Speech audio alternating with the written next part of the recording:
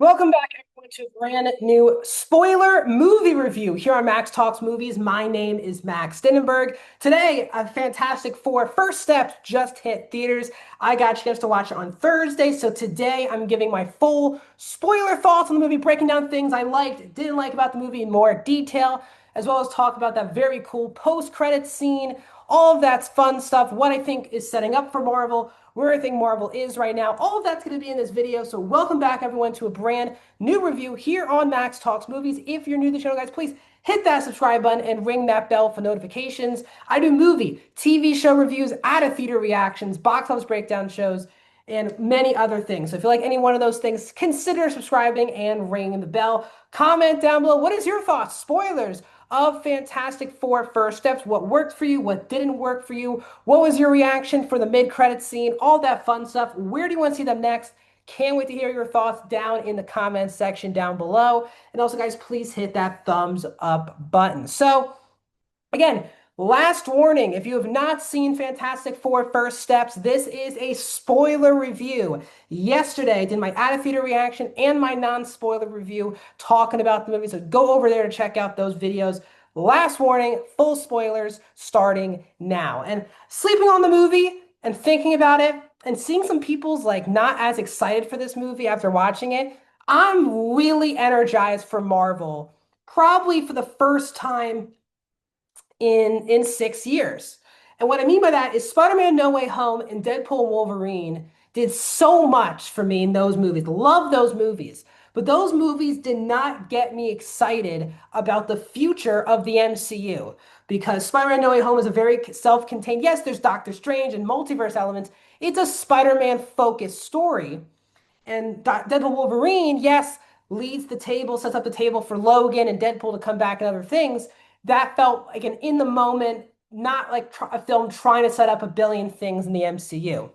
When they have tried to do that over the last 6 years, things just have not worked out. So many credit scenes and shows and movies that haven't led to anything. It seems like a lot of these storylines could be even getting cut, as Feige has alluded in interviews that Secret Wars and Doomsday are going to reset the entire MCU.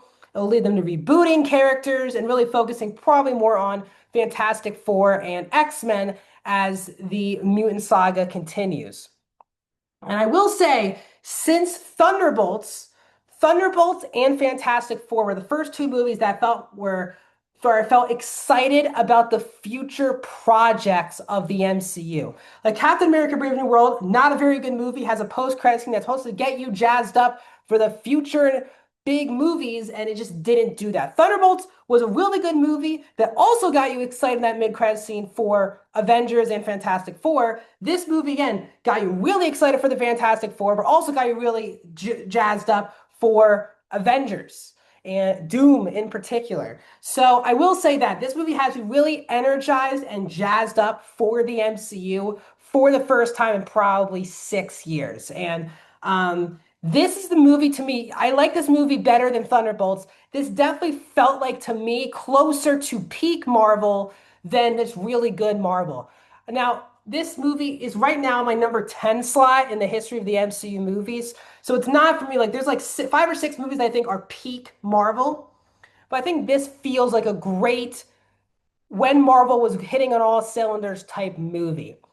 So let's get into this film. Now, as I said in my non-spoiler review, this was not an origin story for the Fantastic Four, but the first 10 seconds, in really fun ways, go through the history of the Fantastic Four, their powers.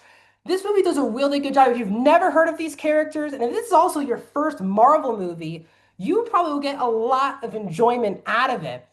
And that's what I liked was the fact that, yes, this movie took place in Earth 828, which was a tribute to Jack Kirby's birthday, who created the Fantastic Four in the 50s.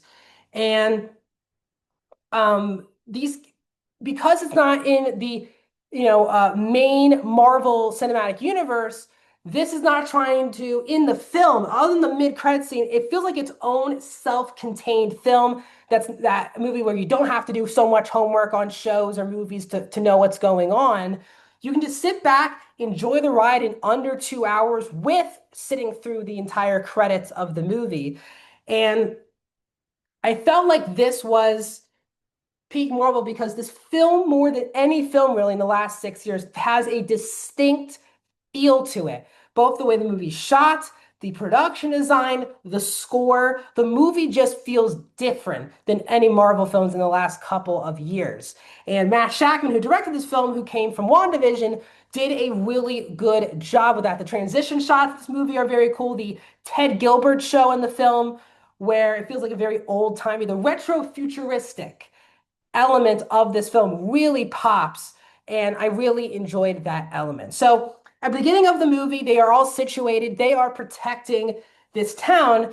And what I liked about the world building is that there is a big difference between our Earth, the main MCU Earth, and this Earth, which is that yes, the Avengers are seen at such a high level in the more in the main NC universe, but there's still a lot of governments, there's presidents that we've seen throughout the MCU. And the Avengers are seen as heroes, they're not really seen as those God level people who will protect everyone at all costs with full trust of the people. And for the first two acts of this movie, the Fantastic Four are literally the saviors, protectors. They feel like kind of the rulers at times of Earth. They're on this high mansion. They are giving press conferences for every single mission that they go on. They're expected to solve the world's problems. And that's the big difference. The Avengers, um, are expected to. We don't really see fan outcry in those movies of they need to be doing this, they need to be doing that. The world really falls to the Fantastic Four and Earth A28. And I really like the press conference, them going on shows. As someone who watches and covers sports press conferences on a weekly, yearly basis, seeing like a superhero team have to do press conferences actually for like all these missions, I found to be really unique and interesting. So at the beginning of the movie, the opening scene, right off the bat, we learn Sue Storm is pregnant with Franklin Richards. And Reed is worried throughout the entire movie that something is going to be off with Franklin because he's being born from two superpowered individuals. And he's making all of these tests, but he sees nothing wrong at all with the child. Johnny is kind of bored because he has not been to space since the events that gave him his powers. So he wants to be more involved with solving things, but he would love to go back to space. And Ben is just likes being at home, cooking. He goes back to the Delancey Street, which is as someone who is Jewish, really cool to see them going back to Ben Grimm's Jewish roots of the comics. And and he has that relationship with Rachel in the movie, played by Natasha Lyonne. I do think they should have done more with that. He likes this teacher at this school, and he has one scene with her at the beginning, which I thought was really adorable. And both their scenes were adorable. Later in the movie, when they're all saying maybe their last time seeing people, he goes and sees her for the final time. But I wish there was a little bit more delved into. They had to get to a lot of other things. I do think the Ben Rachel thing I could think could be explored better in other films moving forward. But we get the intro where Silver Surfer shows up and she says that your Earth is being ready to be devoured by Galactus. And that is when Johnny throws up and he's kind of intrigued by this space person. And they're trying to understand what Galactus does, and they're saying that Galactus has this path of destruction, and then they don't just disappear, they do get destroyed. And it is she, the Silver Surfer, who is the one picking and choosing the planets for Galactus to devour. So the Fantastic Four go on this mission to, with Sue being pregnant, even with that, go on this mission to Galactus to have this confrontation with him. And Galactus makes the big twist of the movie, which if you read the comics, but if not, I guess it's a twist. And that is that Galactus says, I'll leave your planet alone if you can give me your child. He is this superpowered, God level creature who will be my successor. And if you give me the child right now, gone. Your Earth will be saved. And obviously, Sue and Reed turn that down. And which again made a lot of sense. So they had this whole fight with Galactus and Silver Surfer. I thought was really cool, especially when Johnny's fighting Silver Surfer. They escape in midair. Sue is pregnant and giving birth to Franklin. And when they make it back, obviously now she has the kid, but they have this big press conference where Reed says, did you how hard was it to kill the Galactus? Is he dead? And Reed says, no, he's actually alive. We had a meeting with him, didn't go great. And then everyone says, why? What was the meeting about? And that's when Reed says, well, he wanted our son, and if we gave him the sun, we would have the Earth would be safe. But we obviously were not going to give up our sun, so now we have to figure out ways to protect our Earth. And all the media turns against the Fantastic Four. And I found Reed's element of the story to be really interesting because they, in all of these movies, the done of Fantastic Four, and even in comics, they really made the person who has felt the worst, obviously, about what turned him into a superpower is Ben Grimm, because he doesn't get cool fire powers or stretch powers or invisibility. He got turned into a rock. And I thought the movie did a really good job, both, in my opinion, finally understanding and feeling like that's Ben Grimm, feeling like there's a human being under the rock. I think all of the movies in the last 20 years have really missed that, where you feel like you're just watching the thing in action. I really feel like Ben Grimm was really a main focus of the movie. And for Reed, and what's interesting about casting Pedro Pascal has one of the most charismatic, he's one of the most charismatic actors in Hollywood. But in this movie, I think he shows how much of being a very smart individual has its blessings and its curses. That all of the world's problems are his problems. And he has to think of every worst case scenario in order to make sure that never happens. And I thought they had a really good conversation later in the movie where Reed was actually thinking of a plan, considering either using Franklin as bait or just giving up Franklin, and what they would have to do to rescue him at some point. And Sue and him have a really authentic fight. I think that's one of my biggest strengths with the movie is this movie has huge stakes. This Earth is on the line. Family members are on the line. A baby is wanted. But the movie feels very intimate. We're in the Fantastic Four mansion, the Baxter Building, whatever, for such a large portion of the movie. We're just sitting down, watching characters put together plans, have their dynamics. You have Johnny trying to listen into that recording and making sure he can translate whatever language that Silver Surfer is using. And then you have, Ben doing his thing, getting groceries and figure out his plan. Then you have obviously Sue and Reed as well. And I think us getting to really know these characters on such a personal level, I think really elevates this movie. And I give a lot of credit to the writing team that they really made you sit down, understand these characters, even with the fact that we didn't get their backstory in a whole movie. You feel like you're never missing a beat with this film. Now, I will say my biggest problem with the movie is CGI Franklin Richards. Throughout the entire film, there are moments you can tell they used a real baby, and there's obvious moments that they used a CGI baby. And the CGI baby elements really pulled me out of this movie, especially when we'll get to the third act in a second. But they try to trap. Silver Surfer comes in, blows up all of their plans as they stop the power. They're trying to move the Earth, so Galactus can't find them. But Surfer shows up, and that's when Johnny comes up. He's fully translated the language. I really like that they gave Johnny this whole arc in this movie as well. But and then they find the backstory how Silver Surfer was taken. She had a child on this planet. She sacrificed herself in order for her child to survive and her planet to thrive.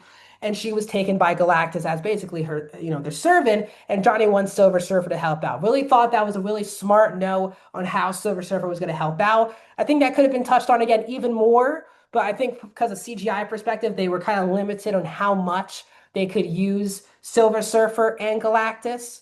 So I think when you have two very CGI heavy characters, it's tough to have them be major parts of the movie throughout, especially when you already have one of your Fantastic Four people basically also being CGI throughout the entire film as well. I totally get why they didn't do that. So they create this other plan, which is to use Franklin as bait. To have Galactus here and all those plans. So Galactus shows up. He looks spectacular, by the way. And we have this whole fight scene where he picks up the kid and he wants to leave. Sue kind of tries to push him into this hole. And that's when I think Johnny's the one who pushes him in. Sue uses so much power that she dies. She is dead. She is not breathing. Does all the CPR work. She is dead, but Reed puts Franklin on her, and Franklin, who we know is this godly mutant character in the comics, um, saves the day and heals his mom. Now, again, that scene for me, I felt mixed on it because I thought the Reed, like Pedro, really delivered in that scene. I think Vanessa Kirby again was the best performance in the entire movie. She had to do so much emotional weight, responsibilities of being her mom, a speech that I thought was fantastic in the middle of the movie, delivered on how people of two completely different ideals had came together in that situation where she was never giving up her son, but the whole world wants her to. And that speech I thought was really touching. But I thought Reed gave a great job in that scene. I thought they could have done a better job with the Johnny and Sue dynamic. They at times didn't really feel like to me brother and sister because we didn't get that back from them together or anything. I thought Johnny could have been like a little bit more emotional, I guess, when her sister's about to die. I feel like Reed was like the only one super emotional as that was going on. And the CGI baby saving the day was not for me. Kind of pulled me out of the emotion of the sequence. Didn't look particularly good. So that's where lay the line there. But so Sue is saved, and they're about to go on this TV show, and they get this thing, and they go on the joke, and that's when the movie ends. The mid-credit scene I thought was easily going to be, and because reports were, and they confirmed that just like Thunderbolts, on set of Avengers, the Russo brothers directed the post-credit scene of Fantastic Four, which meant something big was probably going to happen. So they cut to 4 years later, and now Franklin is a lot older, obviously 4 years older. Sue is reading him a book, and we get this post-credit scene where she hears some trembling. She starts to put her powers on, and we really do see, even though we don't see the face, Doctor Doom holding Franklin. Now, earlier in the movie, when they had that TV show and they showed all of the countries at this press conference for the Fantastic Four, they did hover over Latveria, and they were the only country that had no representatives. Now, I that was supposed to be a hint that there is a Doctor Doom at least in this world. Now, I think the big question for a lot of people is Robert Downey Jr.'s Doctor Doom in who shows up looking supposedly in this movie? Is he the same one from the Fantastic Four universe, or is he from a different universe? In my opinion, again, we don't see Robert Downey Jr. We see the green hood, the look, and Doom is holding his mask, so his mask is off so the baby can see him. We do not see Downey in this credit scene. But I do think Downey's Doctor Doom is not going to be the same Doctor Doom in the Fantastic Four universe because Reed talked about all of the people that they have saved, sorry, who they have been watching and all the criminals who they fought. You think Doom at some point would be a known quantity? Because even if he's not the Doctor Doom, he's still a very powerful person in society, and you think Reed would have asked for help at some point during the movie. So I actually think the Latveria setup in the beginning of the movie, to me, it translates to me that there is a Doctor Doom, a Victor Von Doom in the 828 universe, but I don't think that Doom is Robert Downey Jr. because I think Downey is only going to be Doctor Doom for the two Avengers movies, not a long-term Victor Von Doom. So I do think there is a Victor Von Doom in this universe, in the 828 universe, who will be played by a different actor in future movies. I don't think they're just going to use Doom in Secret Wars and Doomsday. I think they're going to have in other Fantastic Four movies down the line and other big Avengers movies another Doctor Doom who is played by a younger actor. That is just what I believe.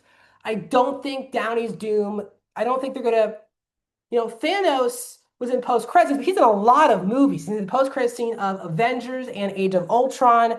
He's also in a major role in Guardians of the Galaxy, and then he's in Infinity War and Endgame. I know it's two of, again, Marvel's biggest movies of all time with Doomsday and Secret Wars, but I still am gonna, as of now, I think the Doctor Doom who's Robert Downey Jr. who's supposedly going to be taking Franklin Richards in this post-credit scene. I think that is a different Doctor Doom because she did not look like she knew who that person was whatsoever.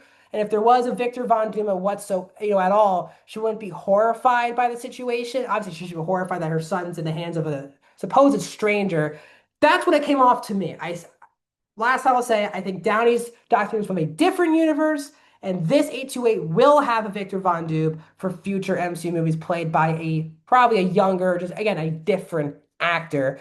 The last post-credit scene is a scene from the Fantastic Four animated show from the actual movie, which I thought was pretty cool. But again, it wasn't of importance to the actual film itself. So I thought this movie, I talked about my negatives, which I thought the Johnny and Sue dynamic could have been done a little bit better in this movie. Some of these like Mole Man and Rachel were very one notes. Like I love Paul Walter Hauser, but the Mole Man jokes weren't completely hitting for me. And then I thought the Rachel and Ben dynamic was really good between Natasha Lyonne and Ebon Moss-Bachrach, but it was a very one note and stereotypical where he likes someone, then goes to see her later. There was no really arc for that relationship, no background. They just kind of liked each other. I think that could have been in the movie a little bit more. Again, John Malkovich was completely cut from this movie. He was in the first two trailers for this movie, and then a couple weeks before the movie came out, it was reported that his stuff was completely cut. Now, based on the movie I saw, I don't really know how his character would have fit in an important way. Um, but overall, I found myself really loving this movie. I think the CGI baby stuff did pull me out, and especially in the third act where Franklin saves Sue, it really I didn't take the scene as seriously as I should have because it was a CGI clearly baby saving the day at the very end, and it just did not look believable to me. And that's such a big emotional moment in the movie where Sue's supposedly dead and the baby saves her. I didn't think it was pulled off very well. Other than that, though, I think this is a great MCU movie. Again, it's in my number 10 movie right now for the MCU. Um, I am, I was very nervous when they announced Downey as Doctor Doom. I was very nervous for the future of Marvel because, again, they were not hitting very well. Deadpool Wolverine was excellent. Really, really good movie. Also in my top 12 Marvel movies, MCU movies.